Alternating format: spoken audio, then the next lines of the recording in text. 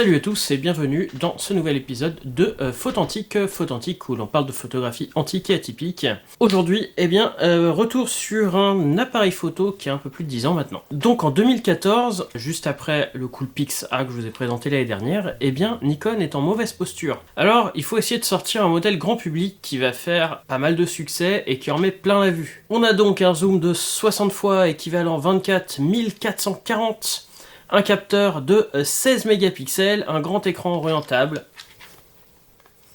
du Wi-Fi, un ergonomie qui pourrait ressembler à un réflexe, le tout pour seulement 400 €. Et vu les caractéristiques, il doit toujours plaire parce qu'on le retrouve régulièrement à plus de 200 € d'occasion, plus de 10 ans après, ce qui est plus cher que beaucoup de réflexes de la même époque. Alors est-ce qu'il tient ses promesses? Fait-il aussi bien que les réflexes?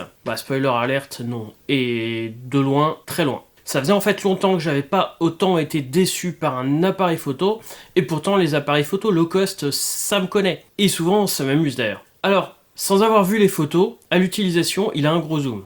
Ouais, ça c'est sûr. Ça s'allonge.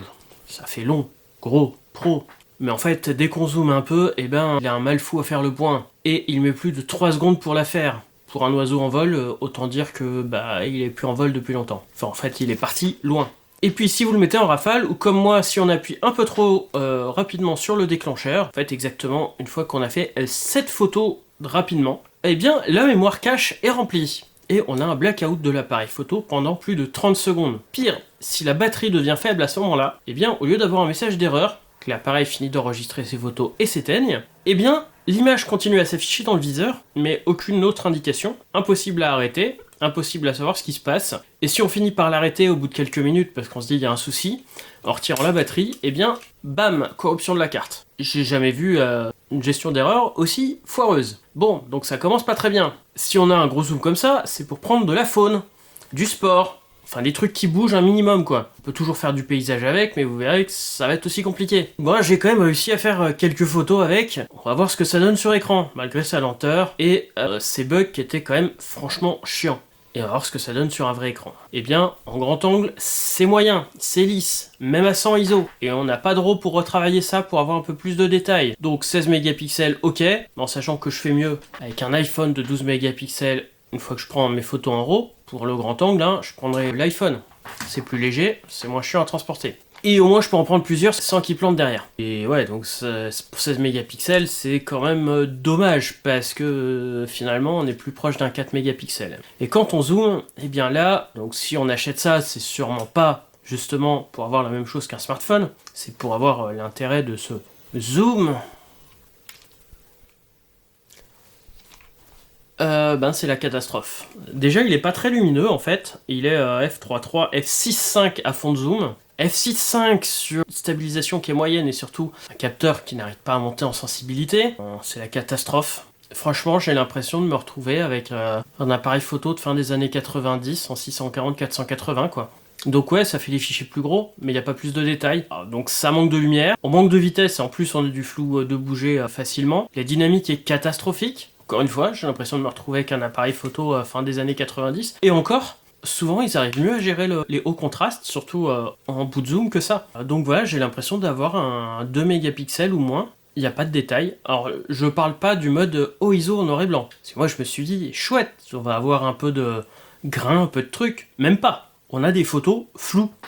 Juste une peinture ratée, parce qu'en fait, le grain, le flou est même pas agréable en fait. Puis autant dire que si la scène est en contre-jour, ce qui est souvent le cas quand vous prenez des oiseaux ou certains animaux le soir, en fait il n'y a plus aucun détail, c'est monochrome. Et puis en paysage c'est quand même problématique, parce que là ici je vais pas dire que le silo il me pose un problème pour s'envoler quoi. Alors ouais, on peut faire des photos avec, on peut toujours en faire, mais finalement un bon compact avec un petit zoom, un petit téléobjectif comme le TZ60 où je m'étais peut-être un peu plein il y a quelques années, quand j'ai fait la vidéo dessus, il y a 2 ans je crois.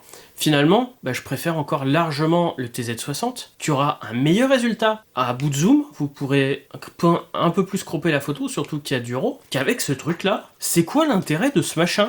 Franchement, ouais, de prendre la lune. Bon ok, quand t'as fait 2 photos de la lune floue, ouais. Mais franchement, maintenant, il y en a qui ont des téléphones où ils arrivent à faire la lune, ils arrivent à faire à peu près pareil avec la lune. Un animal au loin, de toute façon, vous n'arriverez pas à la voir, ça sera flou, si l'animal il bouge. Et puis bah le grand angle, bah encore une fois, autant prendre un téléphone. Alors j'ai de quoi m'amuser en appareil photo, hein. J'ai des vieux compacts avec lesquels je m'amuse parce qu'ils ont un rendu intéressant, justement un rendu où quand on passe en noir et blanc, on peut donner des trucs granuleux, on peut donner, bah je sais pas, des choses qui me parlent un peu plus. Celui-là, il fait des photos tellement lisses, au final, je vois pas l'intérêt des photos qui sortent et les couleurs sont même pas belles en fait. Alors je suis peut-être un peu extrême, je suis peut-être un peu négatif sur cet appareil photo-là, surtout qu'on me l'a prêté. Pourtant, moi j'ai des bridges où je m'amuse avec, hein, des vieux Sony, des Sony plus récents d'ailleurs, le RX10, le FZ30, des trucs comme ça, qui ont des zooms beaucoup plus petits, mais où j'ai de quoi m'amuser, où je m'amuse avec, et j'ai même fait des tirages qui ont été exposés avec le FZ30. Mais avec ça, je m'amuserais pas à faire plus que du 10-15 tellement que c'est lisse. Et encore, à bout de zoom, à mon avis, même en 10-15, c'est flou. Alors ici, c'est pareil, il fait de la vidéo en Full HD. Donc encore une fois, donc si vous êtes à bout de zoom, ça va trembler dans tous les sens. Si vous êtes en grand angle, ouais, ça fait de la vidéo en Full HD correct. Encore une fois, vous aurez mieux avec votre téléphone. Je sais que je reviens beaucoup au téléphone, même si c'est franchement pas l'appareil photo principal que j'utilise tous les jours. J'ai toujours un appareil photo sur moi, un vrai appareil photo.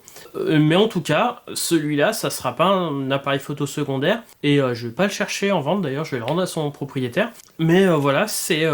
pour moi, la décadence de Nikon en 2014, bon, ils se sont améliorés depuis, hein, je suis pas sûr, enfin si, ils ont un P1000 maintenant. Je sais pas si c'est la même daube, mais en tout cas, si on me le prête, je l'essaierai. Sinon, en tout cas, je vais pas essayer de le chercher pour l'essayer, parce qu'il est hyper cher, le P1000. Et si c'est de la même qualité que ça, bah, pour moi, aucun intérêt. J'ai toujours dit que certains compacts bas de gamme dans les années 2010 c'était quand même pas terrible. Là j'en ai la preuve avec celui-là. Alors moi si vous voulez vous mettre à la photo, il y a beaucoup de compacts experts entre 2000 et 2020 qui font des superbes images. Ça pour moi, ça a pas grand chose dans le ventre et ça a pas grand chose de créatif. Donc ça fait partie des rares appareils photo où franchement je n'y vois pas l'intérêt. Voilà, j'espère que cette vidéo un peu coup de gueule vous aura plu quand même. Moi ça me permet de voir et de pouvoir juger sur pièce ce genre de truc, et de pouvoir dire vraiment ce que j'en pense, enfin de l'avoir testé pour de vrai, quoi, de pas critiquer, dire c'est de la merde sans avoir fait de photos avec, donc j'ai pu en faire. Mais voilà, je me chercherai pas d'appareil photo comme ça. Sur ce, je vous dis à très bientôt pour une nouvelle vidéo. Soyez authentiques et atypiques, à très bientôt. Salut!